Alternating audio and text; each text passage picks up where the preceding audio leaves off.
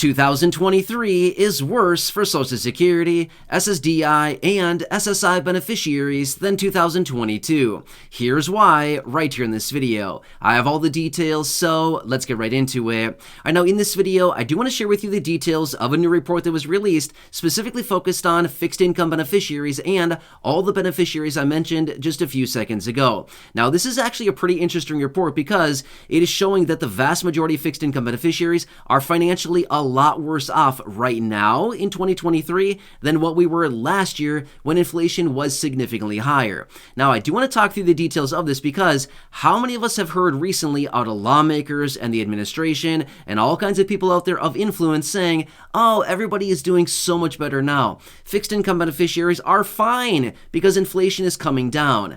But I think we all recognize that is not the truth. And again, it is highlighted right here in this report as well. So let me get into it and share with you some numbers, some percentages, and some statistics that were shared with us in this report.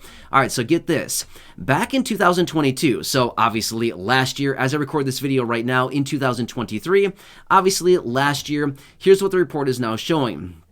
They were finding that last year in 2022, 29% of those individuals aged 55 to 65 were struggling with their everyday household expenses. So that was last year, 2022. However, the same group of people, those individuals aged 55 to 65, now 37% of them are now struggling with their everyday expenses, as in household expenses, okay? So that increased by 8%.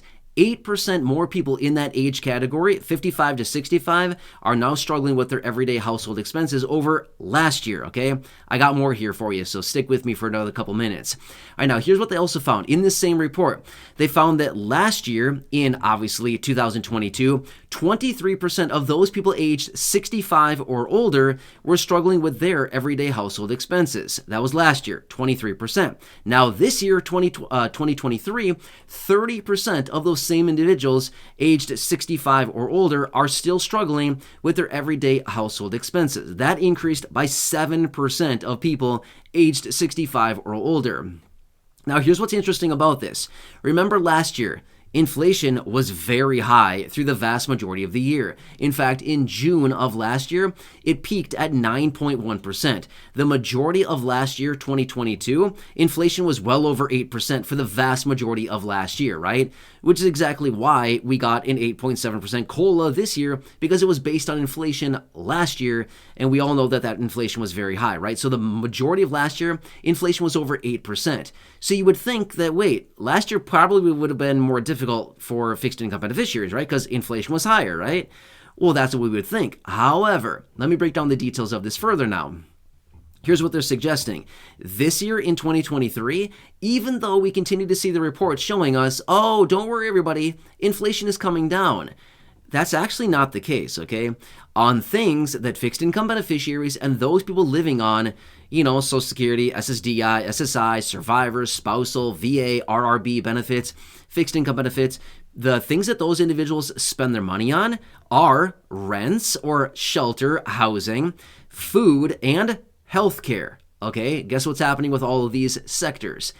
Inflation is still rising and still very, very high, okay? In fact, 62% of respondents in this same report here found or showed that food inflation is one of their biggest concerns right now. Meanwhile, 32% of those individuals responding to this report as well said that their shelter or rent costs were also their biggest concern, okay? So you can clearly see here, the things that everybody's buying, like food, shelter, housing, and healthcare, again, highly weighted toward fixed income beneficiaries, is a major, major concern for the vast majority of these individuals, right? And these things are still very high. In fact, we're still seeing food inflation around 10% right now, okay? That's still very high. That's very, very high. Food inflation should not be this high, and it's still this high, okay? We're still seeing this right now. So a major, major discrepancy, and this is what's still going on. So even though, the reports that continue to come out each month, I come out with you, and the inflation reports that come out, it's released once per month. I always bring you that report, right? I break down the inflation for you. We can clearly see with these reports every single month that food inflation is still high, healthcare inflation is still very high and still going up, right? Rents are still rising. A lot of different things are still very expensive right now. So this report that's coming out right now, yeah, it still shows that, last year prices really kicked off and went up a lot because of inflation, but unfortunately they did not come down at all because of this lowering inflation. It just simply means that they're not rising as rapidly as what they were last year. That's all that these reports are telling us, right?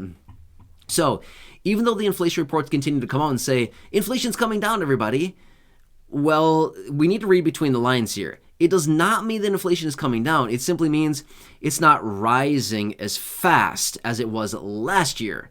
That's what it's telling us. It does not mean that prices are coming down. It does not mean that this is a buyer's market. We should all be rushing the grocery store and loading up on apples and bananas and garlic and celery and cereal. That's not what they're saying, okay? They're simply saying, wait, all the prices on these items are not rising at the pace that they were last year of, 8.5% year over year, 9.1% year over year, 0.7 or 1.1% month over month, things like that. That's what they're suggesting. Kind of makes sense. So now let me ask you really quickly. Are you seeing this year being a little bit more difficult than last year, 2022, with your finances? Even though the 8.7% COLA came into effect at the beginning of this year, a long, long time ago, many months ago, did that really have much of effect? I mean, we've already had this conversation in other videos. Not really, because here's the thing. It's all reduced by your SNAP benefits being reduced, rents are rising, things like that. And as a result of that, well then, obviously we're right back at zero, basically where we started, right? So anyway, even though the Medicare Part B premium, was not, a major factor this year because it was actually reduced by just under 3%. So that was not a huge increase. But at the end of the day, we all recognize that's also a major factor as well that also reduces benefits. Anyway, interesting report here. I like to bring this information to your attention when I find this kind of stuff because we all want to know what's going on with the big picture. Now, here's the thing. We can look at our own personal situations, right? We can all look at our situation and say, this year is tough. It's a hard time out there. My money's not very, it's not going very far these days, things like this. We can all look at our personal situations, but I like to bring you reports like this so you can clearly see the big picture with all fixed income beneficiaries. Pretty important stuff, because when we see something very, persistent like this across huge groups of people, like what we're seeing with this report here, it's probably pretty important and probably something we want to take note of, right? Anyway, hope this one helps you. Again, please subscribe down below if you haven't done so yet. Share the video with your friends, family, social media, and go back and check out any of the other thousands of videos shared on the channel. Until next time, enjoy your day. Take care, have a good one, and catch you again later.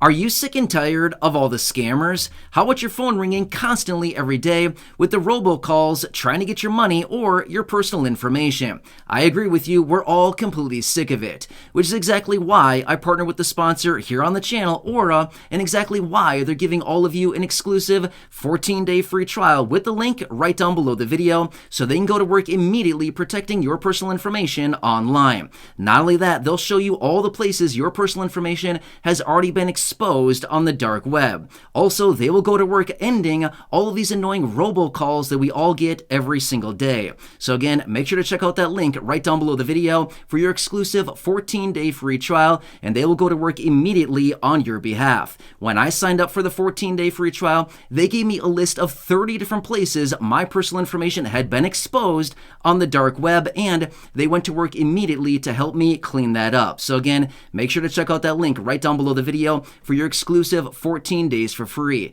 If you don't like it during that 14 days, just cancel it. It doesn't really matter. Which is exactly why they're giving you that 14 days for free to try them out. And again, I can tell you this much, you will be completely shocked with how much they find for you. So check out the link down below, 14 days for free, waiting for you with that link. Otherwise, you can simply go to aura.com/blindtobillionaire. That's AURA.com/blindtobillionaire.